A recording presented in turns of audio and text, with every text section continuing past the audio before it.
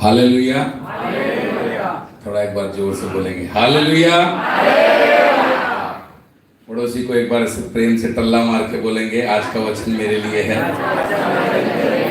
नहीं, अच्छे से नहीं बोला, रुको रुको रुको, ऐसा अच्छे से जरा टल्ला मार के बोलो आज का वचन मेरे लिए है। ये मैंने क्यों बुलवाया ऐसा मालूम? पड़ोसी को डर लगना चाहिए, पूरा वो लेकर गया तो मुझको क्या मिलेगा, है ना। पड़ोसी को डराओ। हम बहुत सारी चीजों के लिए डरा देते हैं, है ना, जमीन के लिए, प्रॉपर्टी के लिए, घर के लिए, नौकरी के लिए, व्यवसाय के लिए, परंतु जो सबसे कीमती है इस धरती पर वो क्या है? प्रभु का वचन। उसके लिए ज्यादा डराओ लोगों को। अगर तूने नहीं लिया पूरा मेरा है। फिर से बोलूं, ज्यादा नहीं लिया तो पूरा मेरा है, फिर तेरा तू जान, मैं तो मजे में। आमीन। इसीलिए जब आप यहाँ चर्च में आए हैं तो दो बातों का विशेष ध्यान रखना कि तन से आए हो, मन से भी आना है, ठीक है। ऐसा नहीं कि आप कोई 50 किलो का है, कोई 70 किलो का है। आप बोलोगे तो अगली बार से पास्टर जी को बोलूंगा एक वेट मशीन भी वहां रखो ताकि आपको मालूम पड़ेगी कितने वजनदार हो।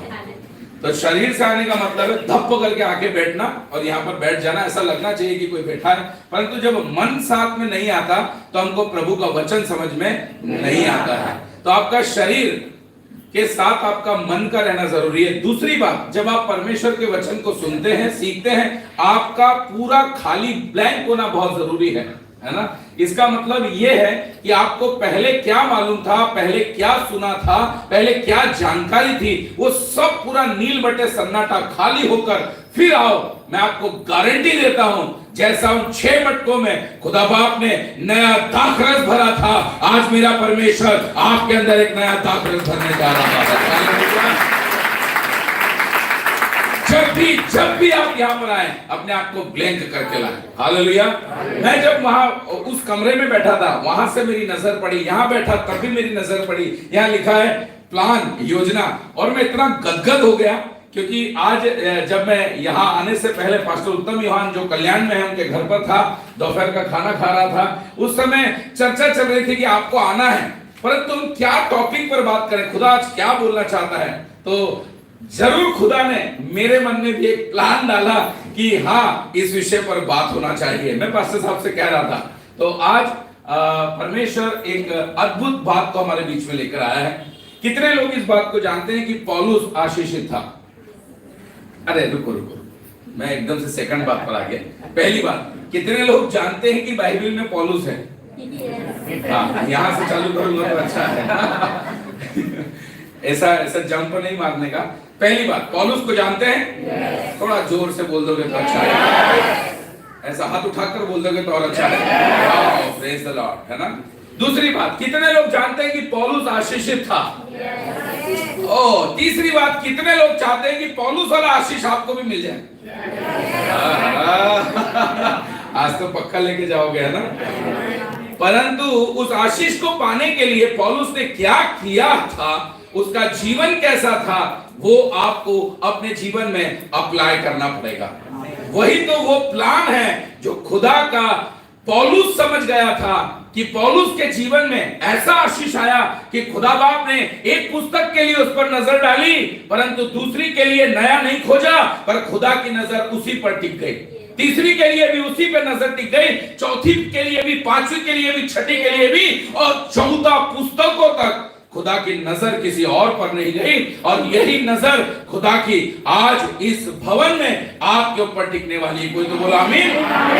परंतु इस योजना को अपने जीवन में अप्लाई करना पड़ेगा। उन बातों को जो पौलुस के पास थी वो हमें अपने जीवन में लानी पड़ेगी, तभी तो वो कार्य जो पौलुस के जीवन में था हमारे जीवन में शुरू हो जाएगा।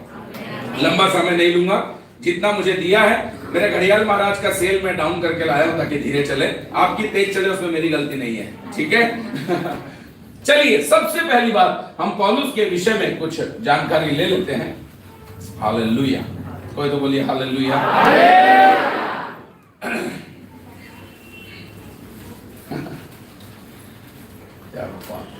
कोई बोलिए पौलुस की तैयारी मेरी तैयारी। बोलिए पौलुस की तैयारी मेरी तैयारी। बस हमको इस बात को बहुत गंभीरता से ध्यान रखना है।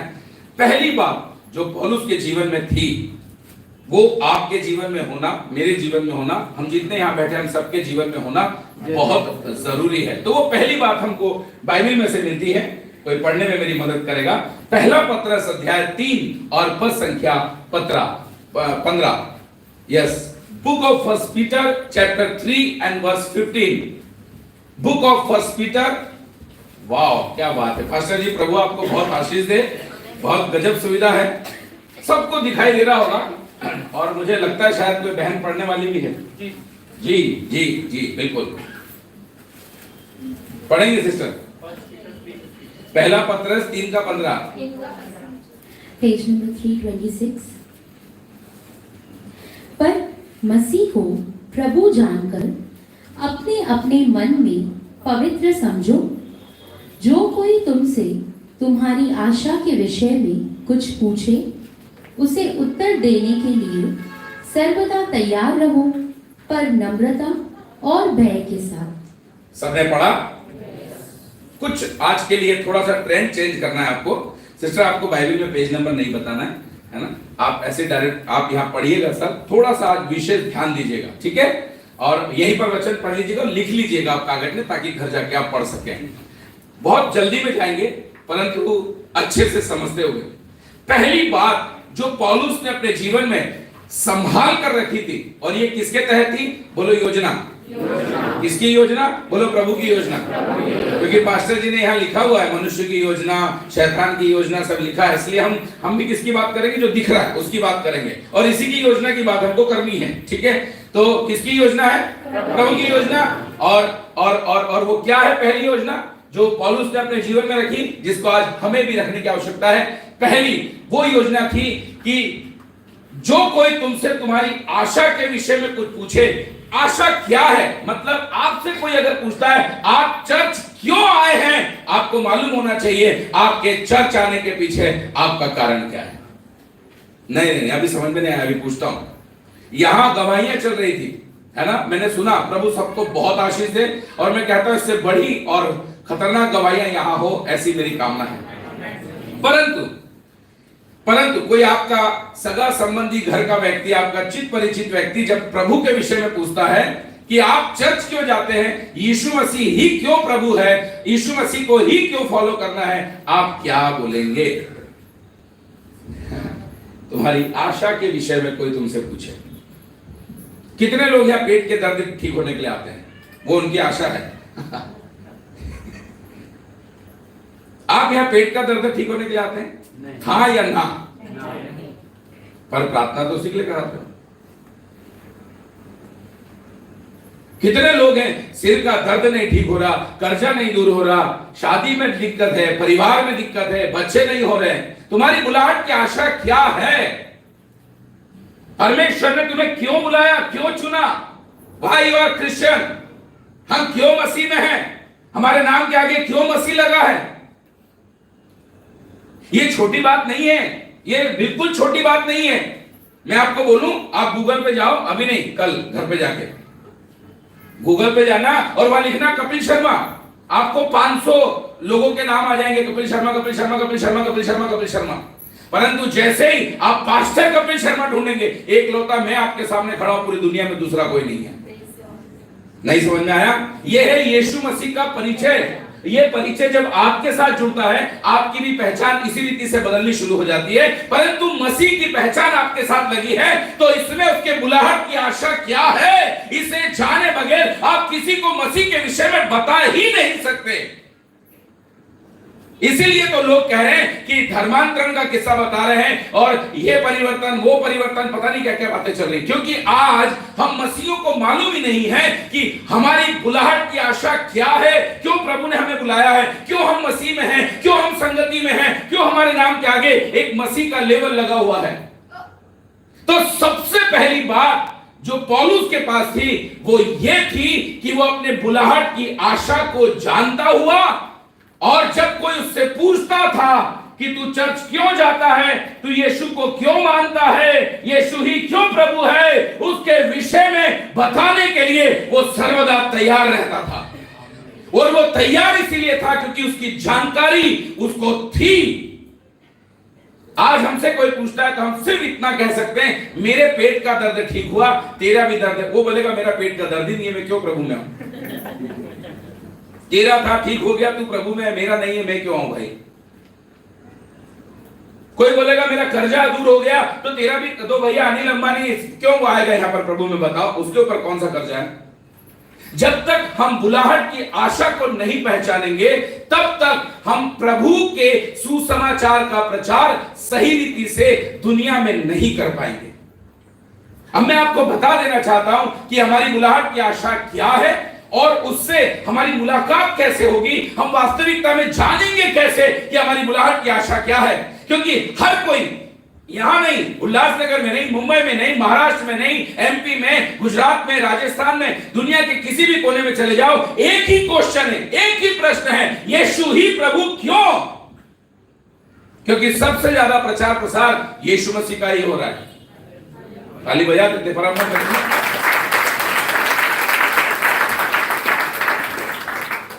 आज उसका उत्तर देने जा रहा हूं मैं आपको। जब आपका पड़ोसी आपसे पूछेगा, आपका पति पूछेगा, आपकी पत्नी पूछेगी, आपका भाई बंधु चाचा ताऊ मामा काका बुआ फूफा कोई भी पूछेगा, उसको बताना आज आपको परमेश्वर उत्तर बताने जा रहा है कि बुलाहट की आशा क्या है और उसके विषय में आप कैसे मालूम करोगे।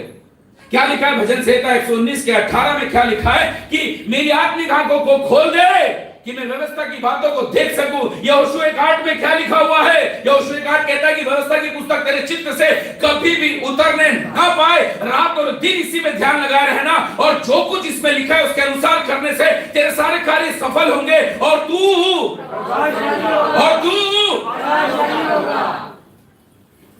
हालेलुया। मतलब सबसे पहली बात जो हमें हमारी बुलाहट की आशा से दूर करती है वो है हमारी मन की आंखों का बंद होना। हम शरीर की आंखों से तो देख रहे हैं, इसलिए हम बीमारियों से परिचित हैं, हम कर्जे से परिचित हैं, परंतु जो आत्मिक अंधापन है जिसके चलते हम परमेश्वर को नहीं देख पा रहे, जिसके चलते हम खुले स्वर्ग को नहीं देख पा रहे, जिसके चलते हम पौलुस के नहीं परमेश्वर के चुने हुए उपयोगी पात्र नहीं बन पा रहे, वो है हमारा आत्मिक अंधापन। इसलिए हमारी आत्मिक आंखों का खुलना आवश्यक है। अब वो कैसे खुलेगी? हम निकालेंगे इफिसियों की पुस्तक अध्याय 1 पद संख्या 17, 18, 19।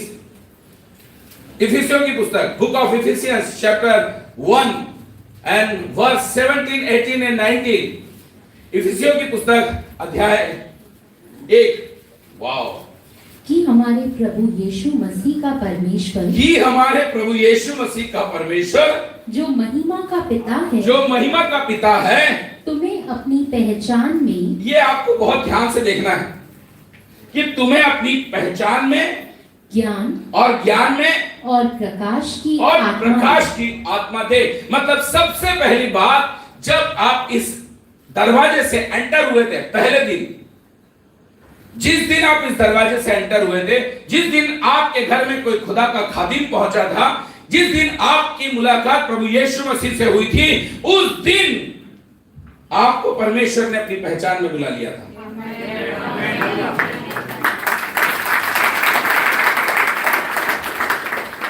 पहली बात। दूसरी बात कि आप यीशु को प्रभु कहते हैं। कितने लोग कहते हैं? हाँ, क्या बात है। तो आपको एक और खुशखबरी देने जा रहा हूं। इसको रखेंगे, परंतु इसके अलावा एक और आयत निकालेंगे। यस, पहला कुरिन्थियों 12 का 3। पहला कुरिन्थियों 12 का 3। Book of first Corinthians chapter 12 and verse 3। Yes, यहां क्या लिखा है? इसलिए मैं तुम्हें चेतावनी देता हूं। सिस्टर, हम यहां से पढ़ेंगे और से जी। और न कोई पवित्र आत्मा के बिना कह सकता है कि यीशु प्रभु है। Wow, praise the Lord. वापस उसी पे आ जाएंगे हम, इफिसियों पे। पहला पार्ट मैंने बताया कि जिस दिन आप इस दरवाजे से एंटर हुए, या आपके घर कोई खुदा का खादिम, कोई परमेश्वर का दास पहुंचा, या आपने जिस दिन प्रभु को जाना पहचाना, उस दिन पहली बात कि परमेश्वर ने आपको अपनी पहचान में बुला लिया, और दूसरी बात उसी दिन जिस दिन आपने यीशु को प्रभु कहना चालू किया, उसी दिन पवित्र आत्मा आपको मिल गया। हालेलुया। क्योंकि बाइबल कह रही है बाइबल कह रही है पहला कुरिन्थियों 12:3 के अंदर की बगैर पवित्र आत्मा के आप यीशु को प्रभु कह ही नहीं सकते हैं। मतलब आप जब यीशु को प्रभु कह रहे हैं, इसका मतलब आपके पास कूट कूट कर कौन भरा हुआ है? बोलो पवित्र आत्मा। कोई तो बोलो हालेलुया। फिर वापस यहाँ आ गए। केवल उसने अपनी पहचान में नहीं बुलाया। मैंने बोला ना, कपिल शर्मा और पास्टर कपिल शर्मा, ये है उसकी पहचान। कपिल शर्मा के 500 रिजल्ट है गूगल पर, परंतु पास्टर कपिल शर्मा का सिर्फ एक ही रिजल्ट है जो सामने खड़ा है। हाँ, ये है उसकी पहचान। तब जब वो अपनी पहचान में बुला लेता है, तब वो अगली सीढ़ी पर हमको लेकर जाता है। वो है वो अपने ज्ञान और प्रकाश की आत्मा हमको देता है। तो इससे क्या होता है? जैसे उसने ज्ञान हमें दिया, क्योंकि होशे 4:6 में क्या लिखा है? मेरे ज्ञान की कमी से, लेक ऑफ माय नॉलेज, मेरे ज्ञान की कमी से मेरी प्रजा नाश हो रही है। इसीलिए जिसको वो अपनी पहचान में बुलाता है, उसे वो अपने ज्ञान से भर देता है। ये मेरे परमेश्वर का प्लान है, और यही तो वो प्लान है जिसके चलते वो कहता है तुम विश्वास करोगे तो नाश नहीं होंगे परंतु अनंत जीवन पाओगे। हालेलुया। मेरे ज्ञान की कमी के कारण से नाश हो रहे थे ना, तो वो ज्ञान मैं तुम्हें देता हूं, क्योंकि परमेश्वर का ज्ञान सिर्फ परमेश्वर दे सकता है और कोई नहीं दे सकता। तब आगे नेक्स्ट जी 18, और तुम्हारे मन की आंखें ज्योतिर्मय हो। बस यही तो मैं समझाना चाह रहा था कि जिस समय परमेश्वर तुम्हें अपनी पहचान में बुलाता है, अपने ज्ञान और प्रकाश की आत्मा देता है, तत्काल तुम्हारे मन की आंखें ज्योतिर्मय हो जाती। कोई तो बोलिए आमीन। इसी को बोलते हैं जो आत्मिक अंधापन था वो दूर हो गया और तुम्हारी आत्मिक आंखें खुल गई। और इसी के खुलने से लिखा है कि तुम्हारी मन की आंखें ज्योतिर्मय हो कि तुम जान लो उसके बुलाने की कैसी आशा होती है। आमीन हालेलुया। तो इसलिए मैं आपको फिर कहना चाहता हूं, आप उस बात को गंभीरता से पहचानिए, परमेश्वर के प्लान को पहचानिए। पौलुस पहचान गया, इसलिए पौलुस परमेश्वर का उपयोगी पात्र बन गया। उससे जब भी कोई पूछता था यीशु क्यों, तो वो बोलता था मुझे मालूम है मेरे बुलाने की आशा क्या है। जानोगे वो आशा क्या है? अभी तो पहले यहां तक तो समझो। मालूम है ना बाइबल में पौलुस है? नहीं, ऐसे नहीं मानूंगा। हाथ हिलाकर जब तक नहीं बोलोगे नहीं मानूंगा। पौलुस है। जितने लोग सो रहे हैं बोलो हालेलुया। जी कोई बात नहीं। इसीलिए मैंने पहले बोला तन से आए हो मन से भी आओ, नहीं तो यही होने वाला है। हाँ, बुलाहट की आशा पहचानो, वो बहुत गंभीर है। हमारे मन की आंखें का ज्योतिर्मय होना बहुत जरूरी है, नहीं तो हम आते रहेंगे इसी रीति से हालेलुया के पीछे हालेलुया चलता रहेगा। ये क्या है मालूम आपको? ओ लॉर्ड जीसस।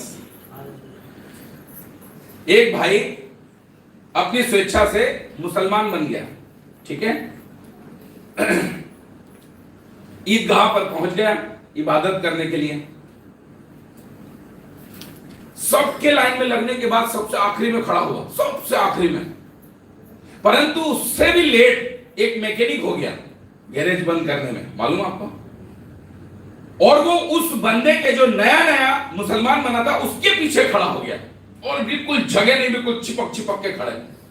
और उनके यहां ईदगाह में इबादत करते समय हाथ ऊपर उठा के आगे झुकना पड़ता है। अभी सब झुके तो जो मैकेनिक था उसके पास जगह नहीं थी, तो उसका हाथ किस पे रखा? जो नया व्यक्ति था उसके ऊपर। तो नया व्यक्ति को क्या लगा, यही ट्रेंड है, ऐसा ही मुझको करना है, मतलब मुझे भी आगे वाले के ऊपर हाथ रखना है।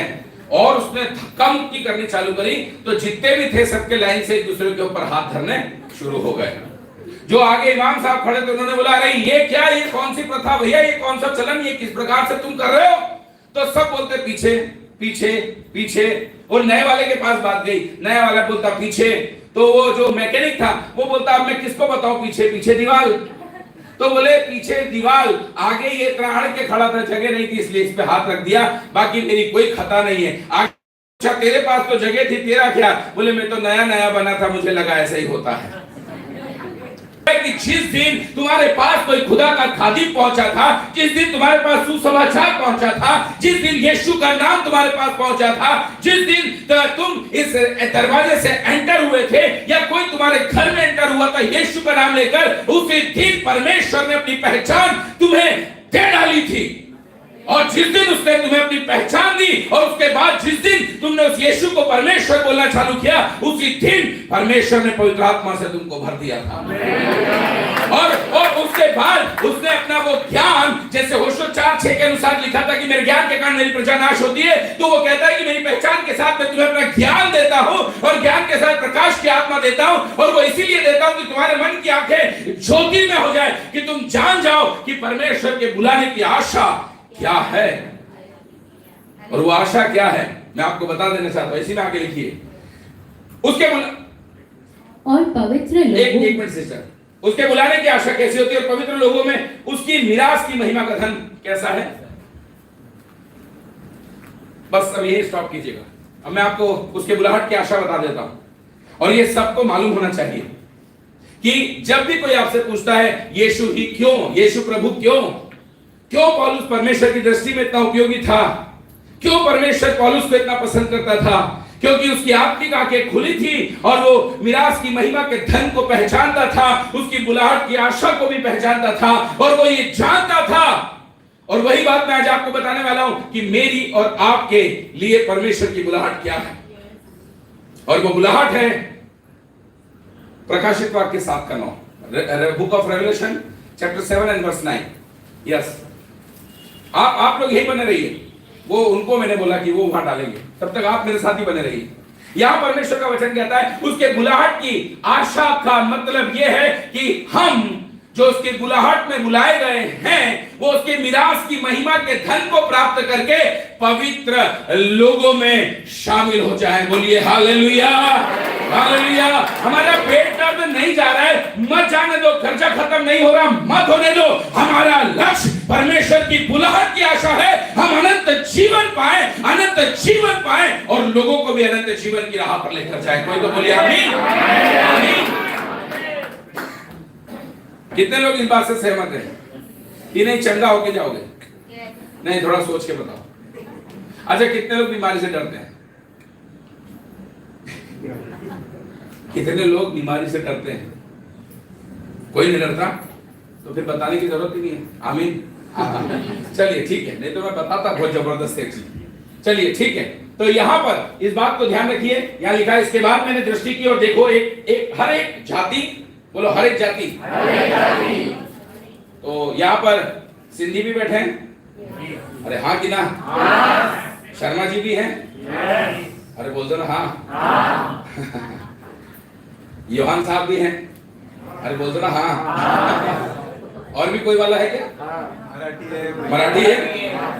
वाह वाह, क्या बात है। तो यहाँ लिखा है इसके बाद मैंने दृष्टि की और देखो हर एक जाति, हर एक कुल और लोग और भाषा में से एक ऐसी बड़ी भीड़ जिसे कोई गिन नहीं सकता था, श्वेत वस्त्र पहने और अपने हाथों में खजूर की डालियां लिए हुए सिंहासन के सामने और मेमने के सामने खड़ी थी। और वो भीड़ आप हो जो बुलाहट की आशा को पहचान कर पवित्र लोगों में अपने आप को शामिल करती है। Hallelujah, hallelujah. और पौलुस इस बात को जानता था, पौलुस इस बात को जानता था कि मैं वो हूं जिसे खुदा ने इसलिए चुना है कि मैं परमेश्वर के सामने और मेमने के सामने खड़े होने के योग्य हो जाऊं। हालेलुया।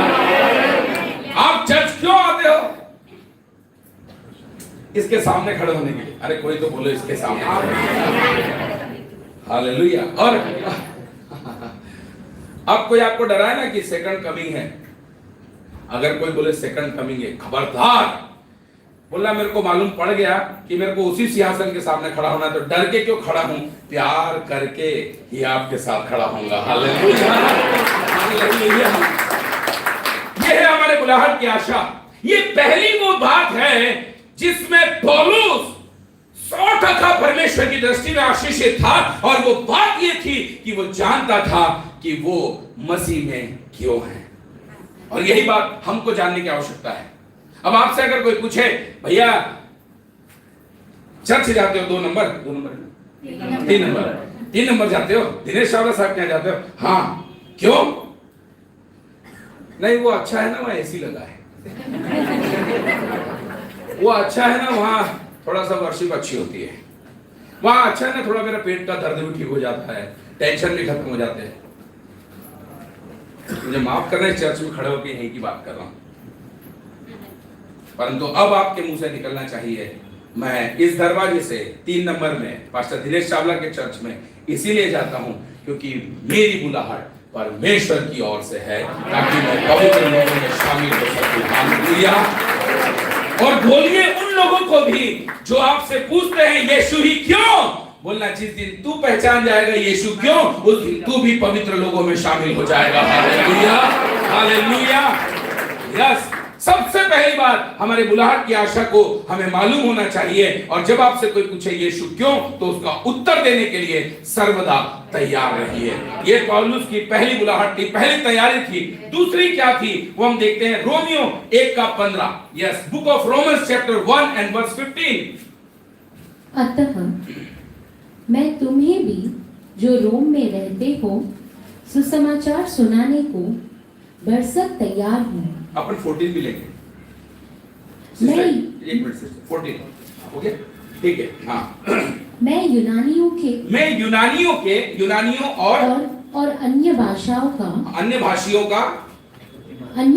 का और बुद्धिमानों हाँ, और निर्बुद्धियों का कर्जदार हूँ। एक मिनट बस सिस्टर, आप यहाँ जितने लोग बैठे हो, मुझे नहीं मालूम आपने इससे पहले ये आयत पढ़ी कि नहीं पढ़ी, पर आज मैं इसको और अच्छे से पढ़ के सुनाता हूँ, ठीक है। सिस्टर तो बहुत अच्छा पढ़ रही है, वो आपको बहुत आशीष दे।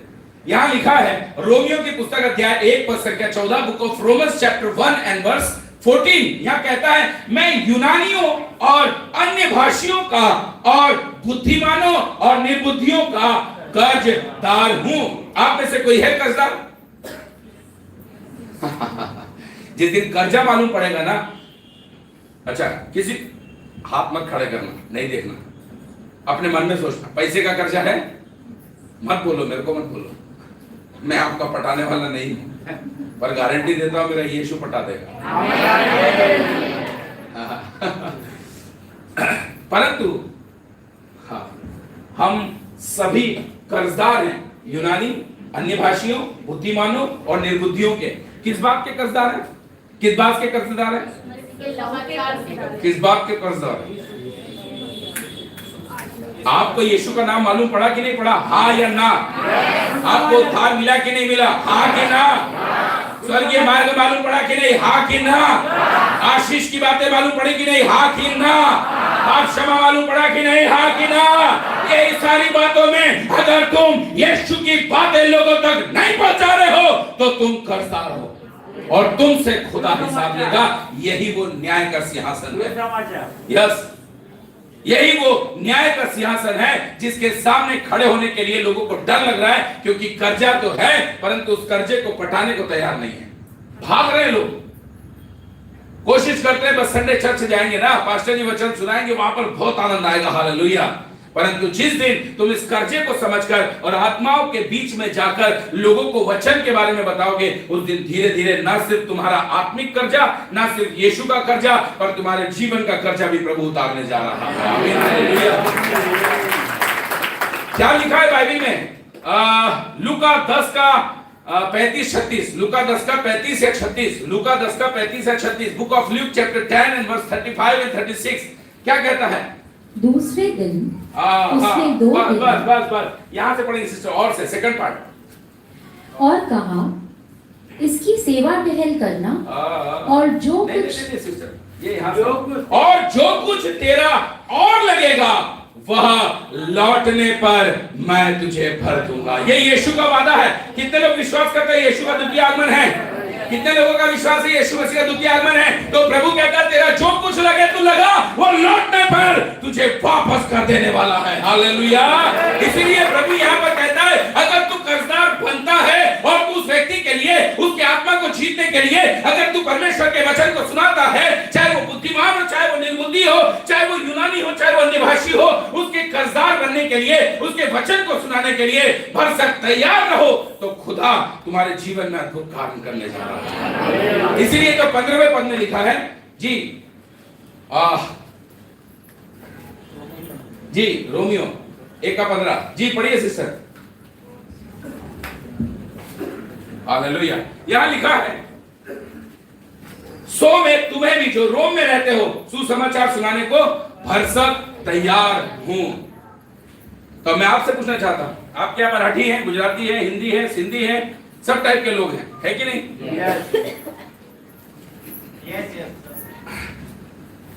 कहां गया?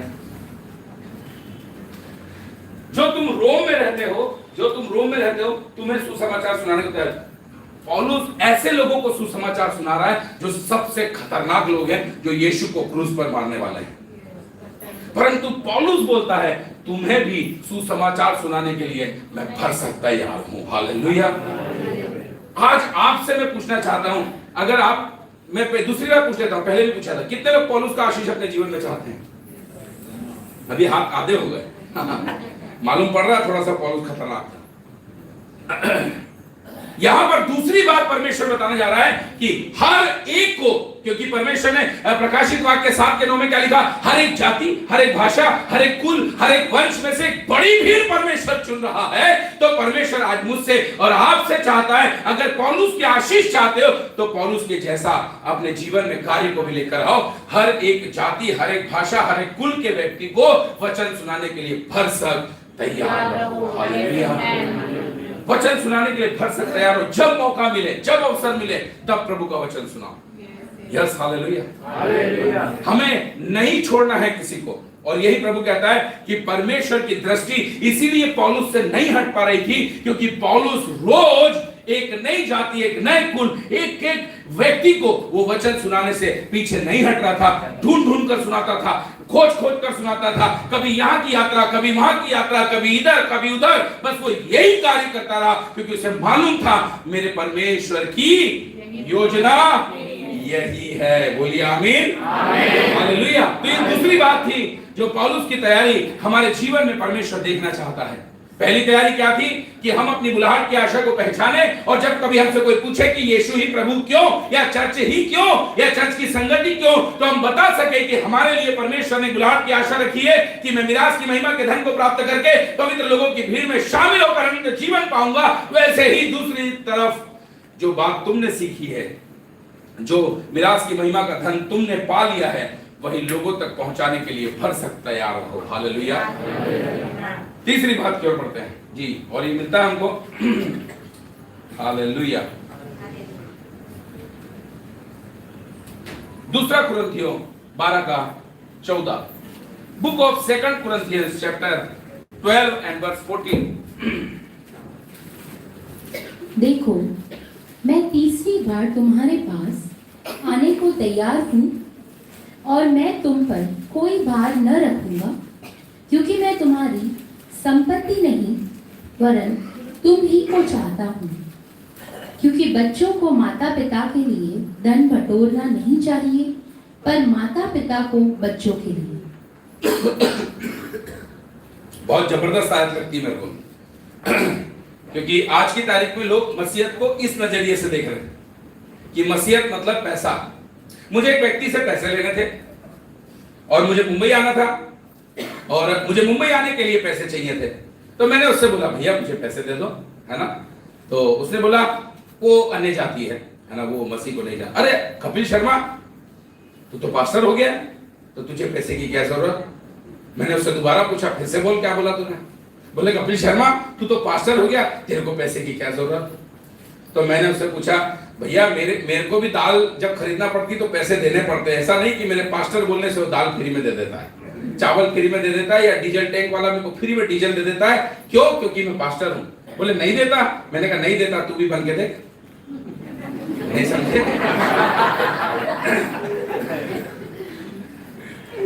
वो डीजल टैंक वाले के पास जाऊंगा तो वो मेरे को पूरा बोलता है जितना पैसा है वो आजकल तो कार्ड से देते ना, या पेटीएम से या किसी चीज से देते। तो आजकल तो पॉइंट के बाद 40 पैसा 36 पैसा, तो वो भी वो लोग आजकल डाल के ले लेते हैं, मालूम। तो मैंने उसको बोला पूरा लेते हैं भाई, और नहीं विश्वास हो तो तू भी बन और तू भी डाके देख, तेरे को भी देना पड़ेगा। लोगों को ऐसा लगता है कि हम पास्टर हो गए, हम क्रिश्चियन हो गए, हम चर्च जाने लग गए। तो अमेरिका, कनाडा, लंदन में बैठे जो लोग हैं ना, उन्होंने स्पेशल कोई मशीन लगाई है हमारे घर के बाड़े में, या नीचे अंडरग्राउंड कोई नाली खोदी है हमारे घरों में। नहीं लगता आपके घर में खुदी? नहीं, थोड़ा पड़ोसी को टल्ला मार के पूछो, तेरे घर नहीं खुदी? तब दूसरे से पूछो जिसने आपको टल्ला मारा, तेरे घर खुदी है? यहां क्या लिखा है? मैं अगर बोलूं, मैं अगर इस चर्च में दूसरी तीसरी बार आया, पहली बार मुझे पास्टर उत्तम यूहान इस चर्च में लेकर आया, पास्टर दिनेश चावला से मेरी मुलाकात कराई, तो बाइबल कहती है धन्य है वो जो मेल मिलाप कराते हैं। तो पास्टर उत्तम यूहान, हमारी यहाँ पर आने की सेवकाई का प्रतिफल प्रभु आपको बहुत दे, क्योंकि आपके कारण हम यहाँ पर आ पाते हैं। यहां लिखा है, देखो मैं तीसरी बार तुम्हारे पास आने को तैयार हूं और मैं तुमको कोई भार न रखूं, क्योंकि मैं तुम्हारे संपत्ति नहीं वरन तुम ही को चाहता हूं। क्योंकि लड़के बालकों को माता पिता के लिए धन बटोरना न चाहिए, परंतु माता पिता को लड़कों के लिए धन बटोरना चाहिए। मैं आपको एक बात बहुत स्पष्ट बता देना चाहता हूं, जो पौलुस के जीवन में थी, वही बात मैं आपको बता देना चाहता हूं। आज अगर मैं यहां हूं तो इसीलिए हूं क्योंकि यहाँ पर एक भाई है, विपिन भाई, विपिन बेरवानी, पूरा ऐसा बेरवानी क्या ऐसा कुछ नाम लिखते हैं, उन्होंने मेरे को इन्विटेशन दिया, बुलाया, मैं यहाँ आया। दूसरी बार उन्होंने मुझको यहाँ बुलाया कि बोले आपको आना है प्रार्थना करने के लिए, मैं आ गया। तो मैं इसीलिए नहीं आया कि उसकी दुकान, उसकी संपत्ति सब अपने नाम कर लूं, मैं पास्टर हूं ना, ऐसा है क्या? या इसीलिए कि वो मेरे को ब्लैंक चेक साइन करके देगा और उसका सारा माल पानी मेरे पास आ जाएगा, या वो दुकान इसलिए चलाता है क्योंकि उसका पैसा मेरे खीसे में जाना चाहिए, ऐसा है क्या? पास्टर दिनेश चावला आपके घर अगर प्रार्थना करने आते तो इसलिए आते क्योंकि आप उनको लिफाफा देते हैं? नहीं, थोड़ा अच्छे से बोलो। देखो ना, बहुत लोग सुन रहे हैं, इसलिए नहीं, इसीलिए आते होंगे ना। वो आपके घर आते हैं इसीलिए क्योंकि आप लिफाफा देते हो। गिफ्ट तक नहीं लेते नहीं, वो आप ऐसा बोल रहे हो, आप ऐसा बोल रहे हो। ये लिखा है, मैं नहीं बोल रहा, मैं उनको जानता हूं, मैं तो ऐसे उनके लिए बोल रहा हूं, तो बहुत भले हैं वो, तो और मदद करते हैं। परंतु मैं एक बात बता रहा हूं आपको, देखो मैं तीसरी बार तुम्हारे पास आने को तैयार हूं और मैं तुम पर कोई भार न रखूंगा, क्योंकि मैं तुम्हारी संपत्ति नहीं वरन तुम ही को चाहता हूं। कोई आमीन। जब कोई पास्टर, कोई प्रभु का सेवक तुम्हारे घर आता है, वो इसीलिए नहीं आता कि उसको तुमसे लिफाफे की चाहत है, वो इसीलिए आता है क्योंकि खुदा का दिल उसके पास है और खुदा भी तुमसे मोहब्बत करता है और वो पास्टर भी तुमसे मोहब्बत करता है। और पौलुस इस बात को स्पष्ट बता रहा है कि मैं बार बार आना चाहता हूं, बार बार तुमसे मिलना चाहता हूं, परंतु तुम ये मत सोचो कि मेरी गाड़ी में डीजल कौन भरवाएगा। डीजल भरवाओगे तो आऊंगा, नहीं तो नहीं आऊंगा। मेरे होटल का खर्चा दोगे तो आऊंगा, नहीं तो नहीं आऊंगा। यहां पौलुस बोलता है, मैं इसीलिए नहीं आ रहा हूं कि तुम पर भार रखूं या तुम्हारी संपत्ति के लिए मैं आ रहा हूं, परंतु मैं तुमसे मोहब्बत करता हूं, इसीलिए बार बार तुम्हारे पास आता हूं।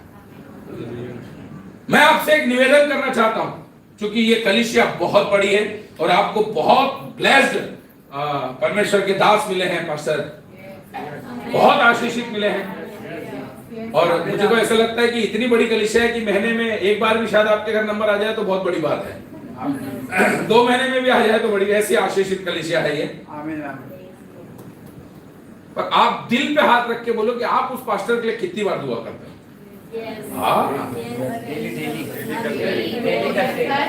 आप लोग हाथ नीचे करो, बीच वाली पार्टी, आगे वाली पार्टी तो है, बीच वाली पार्टी, सिर्फ पीछे वाली पार्टी, धीरे धीरे हाथ उठेंगे, धीरे धीरे समझ में आएगा।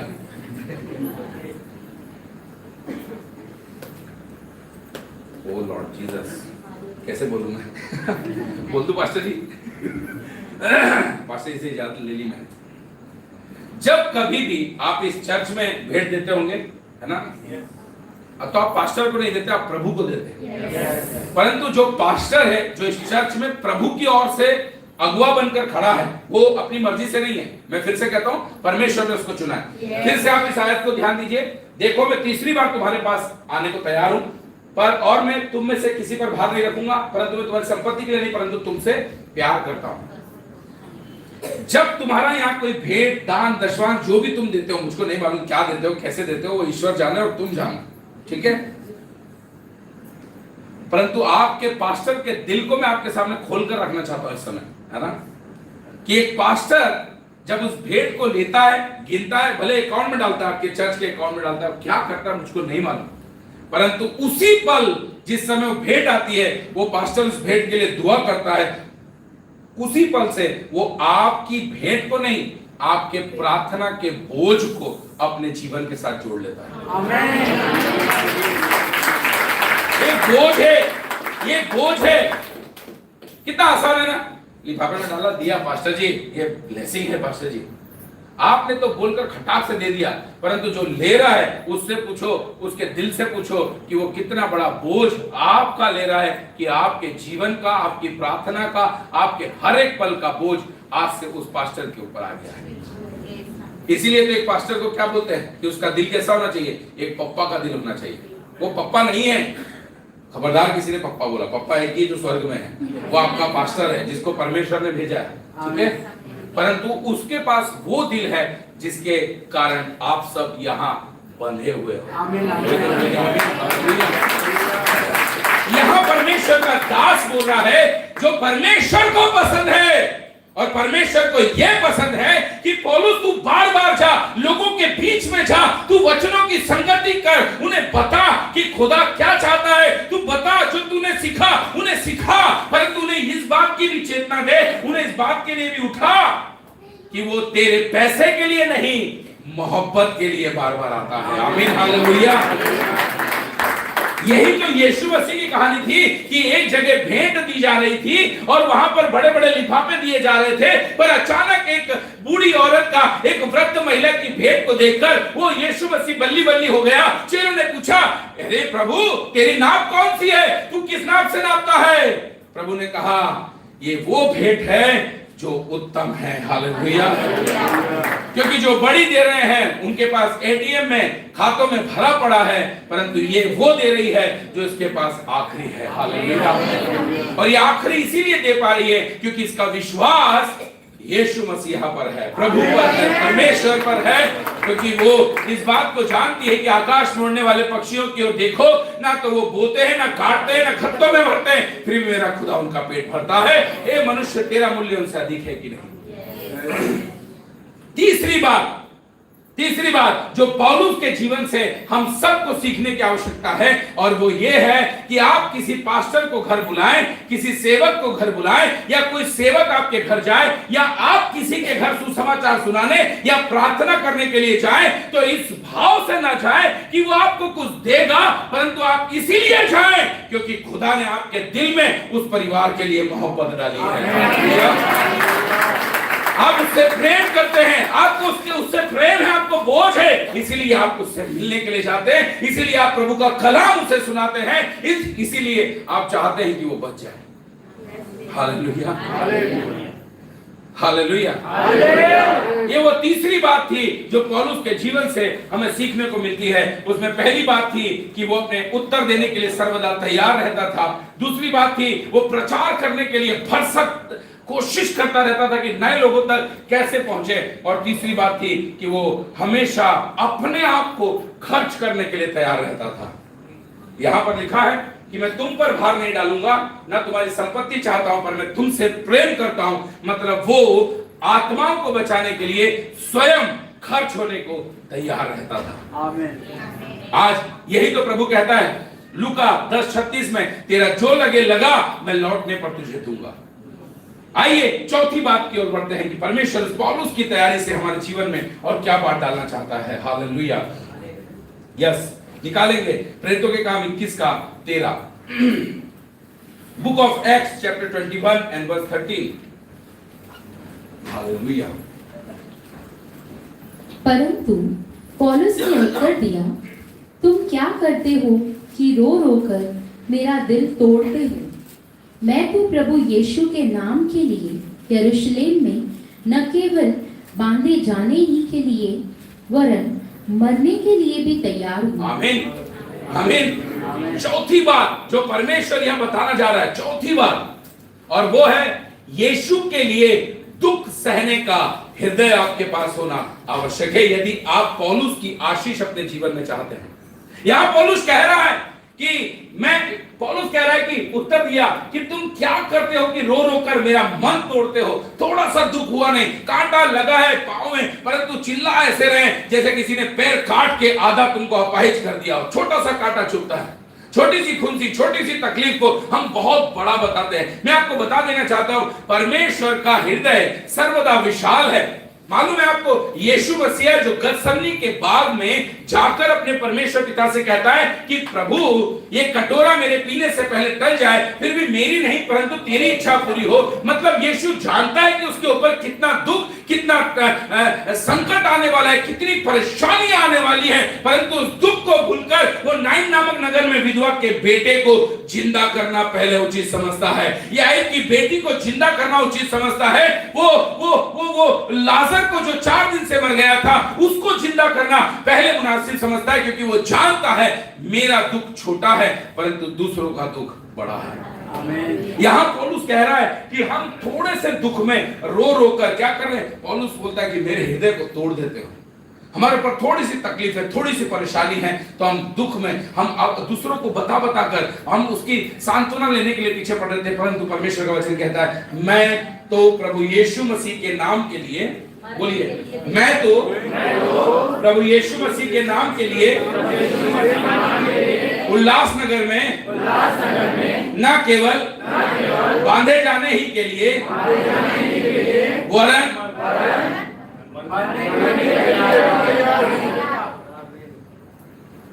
कितने लोग बोल रहे हैं वाह पास्टर जी हम तो पेट का दर्द ठीक करवाने आए थे, पास्टर जी हम तो सिर का दर्द ठीक कराने आए थे, पास्टर जी किसी ने बताया था कि यहाँ पर उन बहनों को जिनको शादी के बाद बच्चे नहीं होते, यहाँ आओ तो प्रार्थना से उनको आशीष मिलना शुरू हो जाता है। आप तो पास्टर जी मरने की बात कर रहे हैं। पास्टर जी ऐसी थोड़ी चलेगा पास्टर जी, हम तो नहीं आते हैं।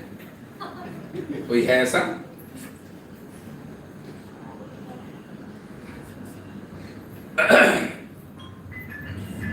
जो परमेश्वर अपने वचन को हमारे बीच में आज रख रहा है, मैंने आपसे पहले कहा पौलुस की आशीष हमारी आशीष बनने जा रही है। जैसा परमेश्वर ने 14 पुस्तकों के लिए नित्य पौलुस को चुना, उसको इस्तेमाल किया और उसको काम में लेता रहा, वैसे प्रभु आज के बाद आपको भी अपने जीवन में अपने कार्यों के लिए आपको इस्तेमाल करने वाला है।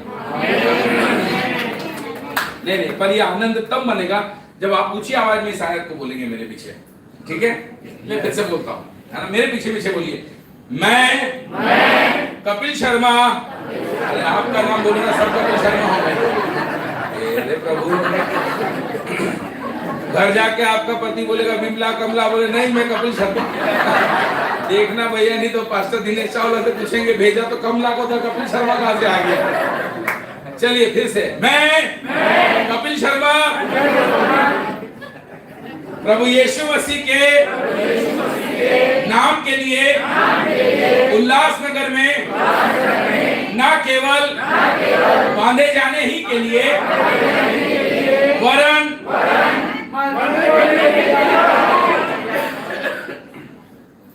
आमीन। ये केवल भाव नहीं है, ये वास्तविकता है। कोई तो बोलिए वास्तविकता है। ये पौलुस एक दिन जेल में बंद थे अंकल जी। कहां पर बंद थे? जेल में बंद थे। इनके साथ में एक और था, सिलास। अभी तक तो हम बोल रहे हैं कि प्रभु क्या बोल रहा है, ये पौलुस क्या बोल रहा है, मैं बांधे जाने के लिए नहीं मरने के लिए भी तैयार हूं। तो इसको उसी परिस्थिति में डाल दिया। और परिस्थिति कैसी थी कि उसको लकड़ियों से क्या कर दिया, ठोक दिया। ठोक दिया कि नहीं ठोक दिया? कितने लोगों को मालूम है कि पौलुस और सिलास को जेल में लकड़ी से ठोक दिया? काय को? पांव को ठोक दिया। अभी मालूम है आपको क्या हुआ? वो वहां क्या कर रहे थे? रो रहे थे क्या? यहाँ लिखा है, यहाँ लिखा है, पौलुस ने उत्तर दिया कि तुम क्या करते हो कि रो रो कर मेरा मन तोड़ते हो। वो क्या कर सकते थे? हाय मेरे को वहां डाल दिया जेल में, हाय मैं तो मर गया, मेरे को तो लकड़ी भी ठोक दी, हाय कोई आया नहीं रोटी का पूछने, मैं तो उस पर बहुत विश्वास करता था, उसने तो पूछा भी नहीं मेरे को, SMS भी नहीं किया, व्हाट्सएप भी नहीं किया मेरे को। पौलुस ने ऐसा एक बार भी किया? नहीं। जब हम बीमार होते हैं, अस्पताल में पड़े होते हैं ना, एक बार भी नहीं मुंह से निकलता प्रभु तेरा धन्यवाद कि मैं जिंदा हूं, भले बीमार हूं पर जिंदा हूं। क्या निकलता है? मेरा वो वाला काका नहीं आया, मेरा वो वाला मामा नहीं आया, मेरा वो वाला ताऊ जी नहीं आया, मेरी वो वाली मौसी जी नहीं आई, मेरी वो फ्रेंड नहीं। देख लूंगी मैं सब। हाँ, और प्रभु प्रभु करते हैं। वही है, यही पौलुस का। पौलुस वही तो प्रभु बोलना चाह रहा है। आशीष पौलुस का सबको चाहिए, पौलुस जैसा जीवन सबको चाहिए, परंतु पौलुस का ये रवैया, ये व्यवहार, ये तैयारियां हमारे जीवन में हम रखने को तैयार नहीं है। वो 38 साल से बीमार व्यक्ति के पास कौन खड़ा है? स्वयं यीशु मसीह खड़ा है और उससे पूछते हैं, बता मैं तेरे लिए क्या करूं? क्या बोलता है? मेरा चाचा कहाँ है, मेरा ताता कहाँ है, मेरा मामा कहाँ है, मेरा फूफा कहाँ है, मेरी बीवी कहाँ है, मेरा वो कहाँ है, मेरा ये कहाँ है। ये संसार की हालत है, ये हमारी हालत है, ये उस व्यक्ति की हालत है जो यरूशलेम में मंदिर के अंदर है, जो परमेश्वर को जानता है। उसकी हालत है कि वो 38 साल से बीमार पड़ा है, क्योंकि यीशु के सामने खड़े होने के बाद भी वो यीशु को नहीं पहचान पा रहा है। तुम भी कहां बैठे हो? मैं माफी चाहूंगा जिन शब्दों की मैं बात कर रहा हूं, परंतु ये हकीकत है, ये वो वचन है जिसके द्वारा आप पौलुस के नाई एक परमेश्वर के ऐसे सेवक बन सकते हैं, जिसके द्वारा आप एक बड़ी सेवा को एक बड़े मुकाम तक पहुंचा सकते हैं। पौलुस वहां पर लकड़ियां ठोके जाने के बाद, साकलों से बंधे होने के बाद खुदा की महिमा कर रहा था, क्योंकि वो जानता था मुझे मनुष्य पर नहीं, मुझे खुदा पर भरोसा है। क्योंकि बाइबल कहती है घोड़े तो तैयार होते हैं, परंतु विजय यहोवा की ओर से मिलती है। चिट्ठी तो डाली जाती है, परंतु उसका निकलना मेरे खुदा की ओर से होता है। बस हालेलुया। किसी को किसी पर और किसी को किसी पर, मुझे तो मेरे खुदा पर भरोसा है। और पौलुस सर्वदा कहता है किसी और बात पर घमंड ना करूं, मेरा घमंड सिर्फ मेरे प्रभु यीशु मसीह पर होना चाहिए। 2 महीने पहले, ठीक 2 महीने पहले मेरे चर्च की ऐसी आराधना चल रही थी। आप 2 महीने पहले लाइव जाकर देखेंगे तो उस आराधना के बीच में ही कुछ मसीह विरोधी लोग आ गए। एक छोटी सी गवाही देना चाहता हूं मैं आपको। और पुलिस आ गई, प्रशासन आ गया, मेरे चर्च को बंद करवा दिया। नेक्स्ट संडे में मेरा चर्च 2:30 बजे लगता था, तो मैं नेक्स्ट संडे सुबह 9 बजे से पहुंच गया, अकेले ही पहुंच गया। मैंने कहा जो होगा मेरे साथ होगा और किसी पर मैं परेशानी नहीं आने दूं। वहां मुझे कुछ लोगों ने घेर लिया। अचानक एक व्यक्ति मेरे पास आया, 3 फीट की दूरी से उसने मेरे ऊपर 2 फायर किए। कितने? 2 फायर किए। गोली नहीं चली। किसी को किसी पर, किसी को किसी पर, मुझे मेरे खुदा पर भरोसा है। हालेलुया। थाने ले जाया गया उस व्यक्ति को, सीसीटीवी कैमरा में कैप्चर हुआ, उसको थाने ले जाया गया। थाने में मुझको बुलाया गया। टीआई साहब को लगा शायद मैं कुछ विरोध करूंगा, केस दर्ज कराऊंगा। मैंने कहा भैया मैं इसको जानता नहीं हूं, मैं तो इसको माफ करता हूं, मुझको नहीं मालूम है कौन है, इसने मुझ पर क्यों फायर किया। वो व्यक्ति मेरे पांव में गिरा। मैंने कहा मेरे पांव में नहीं, यीशु मसीह के पांव में गिरो। हालेलुया। अगर मैं पहले वाला कपिल होता तो शायद उसकी बंदूक छीन के उसी को गोली मारता था। पटक पटक के मारता था, जितने थे उनको सबको मारता था, है ना। एक ही सिद्धांत था, मेरी माने एक जना मर्द जना, परंतु मसीह में आने के बाद एक ही सिद्धांत है, जो बुरा करे उसको माफ कर देने का। हालेलुया। क्या हम ऐसा सोच सकते हैं? एक गवाही आपको बताता हूं, आप घबरा जाएंगे। उस पास्टर का नाम है खोखरिया, आदिवासी इसलिए उसका नाम थोड़ा ऐसा खोखरिया पास्टर। और मालूम है उसकी वाइफ 6 महीने प्रेग्नेंट थी। 25 लोगों ने उसके साथ में कुकर्म किया था, 25 लोगों ने। और उसके पति को, जो पास्टर खोखरिया थे, उसको 3 बोतल दारू पिलाकर पूरा नंगा करके पूरे रोड पर बाइकों पर बांधकर नंगा रगड़ा उसको, पास्टर को। उसके बाद ह्यूमन राइट्स वालों ने कुछ केस करके उन 25 लोगों को क्या किया, जेल में डाल दिया। ये पास्टर, उसकी पत्नी ने जाकर उनको बेल करवाई, रिहा करवाया, माफ किया, केस वापस लिया। खुदा की महिमा हो, आज पूरा गांव विश्वासी गांव के नाम से जाना है।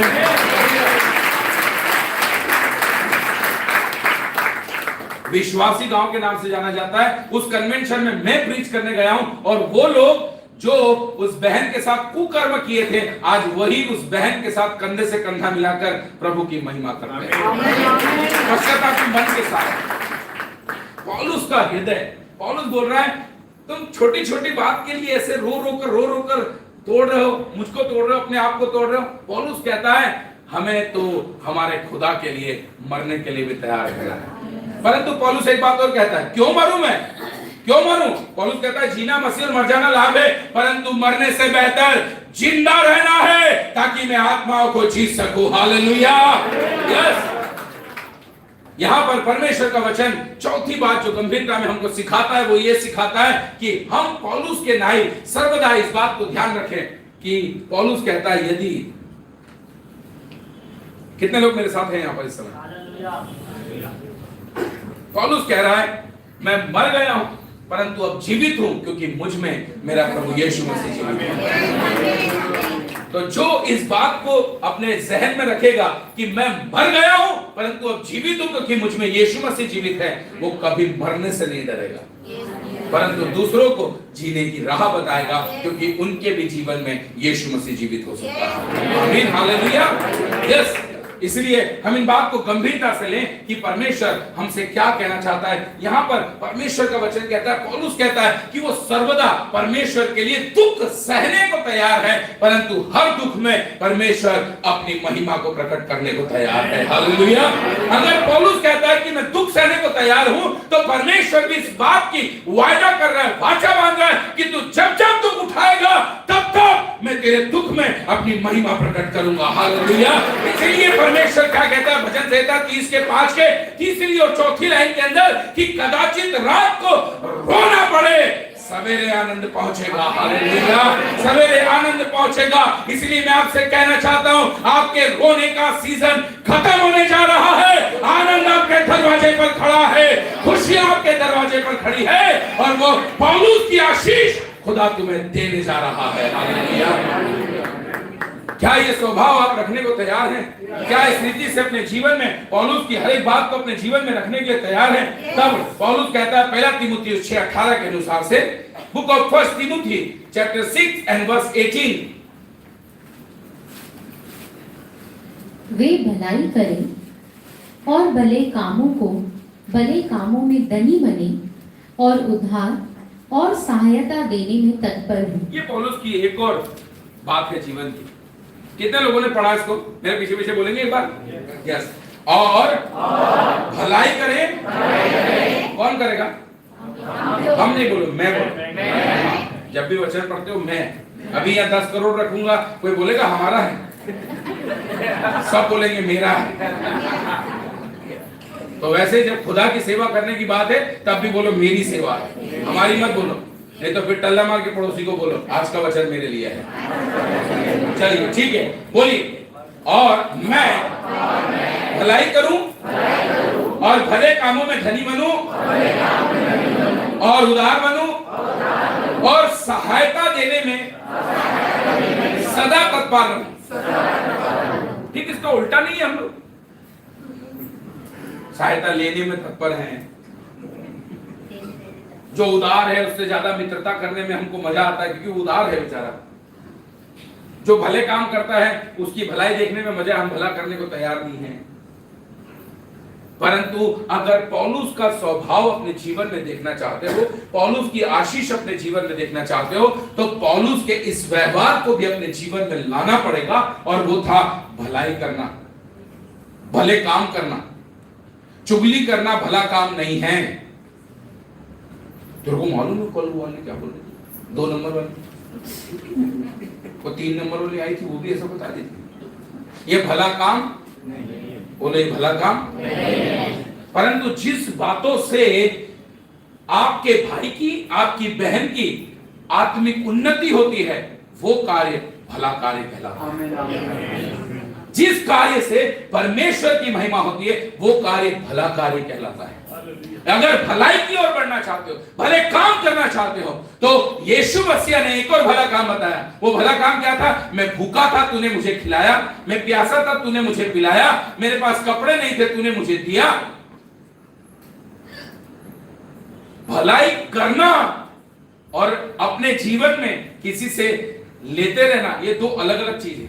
मैं फिर से बोलता हूं, पौलुस सर्वदा भले काम में लगा रहता था, पौलुस सर्वदा। इसीलिए पौलुस तो यहां तक कहता है कि मेरे पास सब कुछ है, परंतु जो तुम मुझे देते हो उससे भी मैं परमेश्वर की महिमा करना चाहता हूं। हालेलुया। यहां पर परमेश्वर बोलना चाहता है कि भले कामों में धनी बने। हम धनी काहे में बन रहे हैं? हमारे पास सोने के कड़े कितने हैं, हमारे पास सोने की चेन कितनी है, हमारे पास 4 व्हीलर कौन सी है, हमारा घर कहां पर है, कितना माले का है, कितना बड़ा है, कितने स्क्वायर फीट पे बना है, मेरे घर में पैसा कितना आता है, बैंक बैलेंस कितना है। हम बाकी सब चीजों में धनी हैं, परंतु भले कामों को करने में हम धनी नहीं है। परंतु पौलुस का स्वभाव था कि वो भले कामों को करने में सर्वदा धनी था। और सबसे भला काम क्या है? सुसमाचार प्रचार करना। क्यों? क्योंकि हमारे जीवन में परिवर्तन लाया परमेश्वर ने, क्योंकि हमारे जीवन दान दिया हमारे को, हमारे बुरी आदतों से छुड़ाया। ये सुसमाचार आपने बोला सही, परंतु उसकी डायरेक्शन गलत है बोलने की। रोमियो 1:16 बाइबल का वचन क्या कहता है? रोमियो 1:16 क्यों जरूरी है ये मैं आपको बता देना चाहता हूं। Yes, book of Romans chapter 1 and verse 16 पौलुस कहता है, मैं सुसमाचार सुनाने से नहीं लजाता हूं, क्योंकि यह सुसमाचार उद्धार पाने वालों के लिए, पहले यहूदी फिर यूनानियों के लिए परमेश्वर की सामर्थ है। बोलिए आमीन, हालेलुया। इसका मतलब परमेश्वर अपने वचन में कह रहा है कि जब जब पौलुस या कपिल शर्मा या आप जितने यहां बैठे हो, जब किसी को यीशु का सुसमाचार सुनाते हो, तो ना सिर्फ उसको यीशु से मुलाकात कराते हो, परंतु उसकी उद्धार के निमित्त परमेश्वर की उस सामर्थ को, जिससे मुर्दे जिंदा होते हैं, उसको आप गिफ्ट में दे देते हो। हालेलुया। आपको मालूम है, आप सोचो किसी से मिलो और आप बोलो कि भैया मेरे साथ 10 मिनट बिता, 100 का नोट दूंगा, बिताएगा कि नहीं बिताएगा? 100% बिताएगा। और गलती से आप बोल दोगे 2000 का नोट दूंगा, तो बोलेगा सुबह से शाम तक तेरे साथ रहूंगा, तो जहां बोलेगा बाहर रहूंगा। परंतु वो 2000 का नोट 1 दिन चलेगा, 2 दिन चलेगा, 4 दिन चलेगा, उसके बाद खत्म। परंतु आपको संज्ञान दिलाना चाहता हूं कि आप उस व्यक्ति को परमेश्वर की वो सामर्थ्य दे देते हैं जिससे वो मुर्दों को जिंदा कर सकता है। हालेलुया। सुसमाचार हल्की बात नहीं है। जब आप किसी को सुसमाचार सुना रहे हैं, जब आप उसको गॉस्पेल सुना रहे हैं, तो आप हालेलुया, मैं आपको सुसमाचार की गंभीर बात बता देना चाहता हूं। आप आओ। वाह, बड़ी भड़कीली से ये एक अन्य जाति व्यक्ति है, मैंने इसको सुसमाचार सुनाया, तो मालूम क्या होता है? ये जीवित है, मैं भी जीवित हूं। कितनों को दिख रहा है? थोड़ा आप बोल दो ना अच्छे से भाई। ठीक है, ये भी जीवित है। थोड़ा इधर आ गया, सबको दिख नहीं रहा। और यहां चलेगा, ये भी जीवित, मैं भी जीवित। अगर ये भी जीवित है, मैं भी जीवित हूं, तो सिर्फ इसलिए क्योंकि इसके अंदर भी क्या है? आत्मा जो परमेश्वर ने दिया। मैं भी जीवित हूं क्योंकि मेरे अंदर भी क्या है? आत्मा जो किसने दिया? परमेश्वर ने दिया। आप भी जीवित हो क्यों? क्योंकि आपको भी क्या दिया? परमेश्वर ने आत्मा दिया है। अब बहुत गंभीर बात बता रहा हूं आपको मैं। आपको भारत के किसी भी कोने में, मान लो आप सिंधी हो और सिंधी मिल गया, तो आप कौन सी भाषा में बात करोगे? सोच के बोलना। भले वो परिचित है कि नहीं, फिर भी कौन सी भाषा में बात करोगे? मराठी मिल गया तो कौन सी भाषा में बात करोगे? मराठी में बोलोगे। अभी आपको बताने वाला हूं। ये मुझको मालूम पड़ा, भैया आपका नाम करण। तो करण इस लाल शर्ट वाले भैया का नाम है, परंतु इनके शरीर का नाम नहीं है, इनकी आत्मा का नाम है। ये कपिल शर्मा मेरे शरीर का नाम नहीं है, मेरी आत्मा का नाम है। जब मेरी आत्मा को मालूम पड़ा मैं भी स्वर्ग का हूं, मुझको मालूम पड़ा ये भी जिंदा है, तो इसके अंदर भी कहां की आत्मा है? स्वर्ग की आत्मा है। और जब मैंने इसको सुसमाचार सुनाया, मतलब कि इसकी वो आत्मा जो स्वर्ग से इसको मिली है, वो जो सप्त अवस्था में पड़ी थी, उसको उछालने का काम, जिंदा करने का काम और सचेत करने का काम ये सुसमाचार करता है। हालेलुया। आपको अभी समझ में नहीं आया, मैं समझाता हूं, धीरे से समझाता हूं। सुसमाचार क्या है? बोलो वचन। और वचन क्या है? यीशु मसीह। यस, याद करो जब यीशु मसीह मरियम के गर्भ में था और यूहन्ना बपतिस्मा देने वाला उसकी मां के गर्भ में था, याद है? और जैसे ही वो दोनों गले मिली, क्या हुआ? यूहन्ना बपतिस्मा देने वाला क्या हुआ? उछलने लग गया। यही बात मैं आपको समझाना चाह रहा हूं। जब आप किसी को यीशु का सुसमाचार सुनाते हैं, वो अंदर की आत्मा उछलना शुरू हो जाती है। उछलने का मतलब वो खुश हो जाती है, क्योंकि जैसे एक सिंधी को मिलकर सिंधी में बात करके खुश हो जाता है, बड़ी साईं इतना बोला कि बस लट्टू मामला खड़ा हो गया, है ना? ये अपनी अपनी बात है भाई, है ना? मराठी मिले कुठे चालला तुम्ही, काय करतो तुम्ही? चांगला? हाँ चांगला, मी चांगला, तुम्ही? हाँ मी चांगला, मस्त है। वो इतने में खुश, इतने में तो बढ़िया मजा आ गया, अपने घर का आदमी मिल गया ना भाई, है ना? अपने यहाँ का व्यक्ति अगर कहीं बाहर मिल जाए तो कितनी खुशी होती है। वैसे एक ऐसी आत्मा जिसको अभी तक ये नहीं मालूम था कि वो आई कहां से है, जब स्वर्ग का व्यक्ति स्वर्गीय आत्मा में भरकर ऐसे व्यक्ति से मिलकर उसको सुसमाचार सुनाता है, वो आत्मा बल्ली बल्ली हो जाती है और वो सामर्थ्य से भरकर खुदा की महिमा करना चालू करता है। इसीलिए मैं आपसे कहना चाहता हूं, यहां पर वो बड़ी गंभीरता से एक बात बताना चाहता है कि मैं सुसमाचार सुनाने से कभी लजाता नहीं हूं। मतलब परमेश्वर का वचन सुनाने से कभी लजाना नहीं है। पौलुस क्या कहता है? पौलुस ये तक कह देता है इस बात को कि अगर मैं सुसमाचार सुनाऊं तो इसमें कोई घमंड की बात नहीं है, और ना सुनाऊं तो मुझ पर आए है। तो ये बात केवल पौलुस के लिए है, फिर हमारे लिए? बोलो मेरे लिए। 10 करोड़ किसका?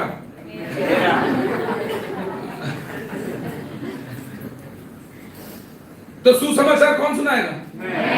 वाह, थोड़ा जोर से बोलोगे? रुको जरा। सुसमाचार कौन सुनाएगा?